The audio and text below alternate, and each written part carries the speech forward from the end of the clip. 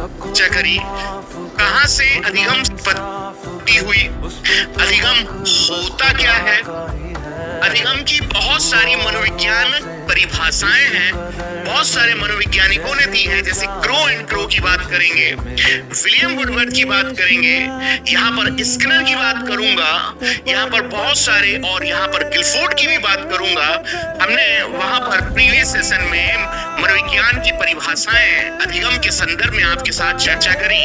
और सीधी सी बात, आप भी यहाँ पर सीखने ही आए हो, और सीखना रातों रात नहीं होता। सीखना एक क्रम का नाम है, ये प्रोसेस का नाम है।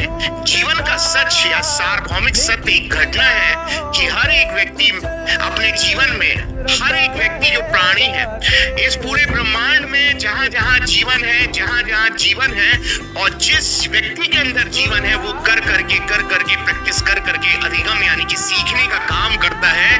आज यहाँ पर अगर आपको अधिगम नहीं आता तो धीरे धीरे करके आप टॉपिक को समझने लगेंगे, और स्वाभाविक बात है, जब समझने लगेंगे तो आपके व्यवहार में परिवर्तन होगा। पहले आप गणित नहीं जानते होगे, धीरे धीरे आप गणित सीखने लगोगे। पहले आप मनोविज्ञान नहीं जानते, जैसे ही आपके साथ काम किया जाएगा आप मनोविज्ञान सीखने लगोगे, और सीखने के बाद आपके व्यवहार में एक ऐसा सकारात्मक परिवर्तन होगा।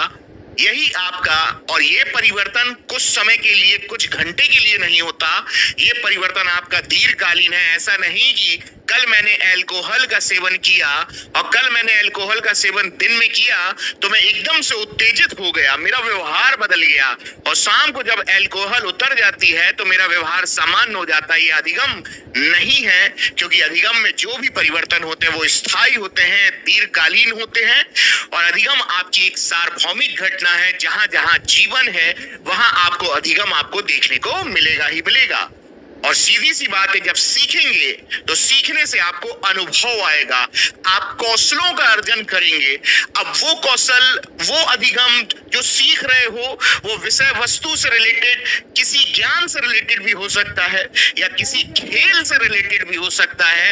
ये सारी की सारी चीजें पहले के संदर्भ में आपको समझदार बना देंगी। तो आप समझदार हो जाओगे तो आप परिपक्व हो जाओगे, और परिपक्व हो जाओगे तो सीधा सा इसका अर्थ है कि आपके व्यवहार में मॉडिफिकेशन, अपडेट या परिवर्तन हो जाएगा।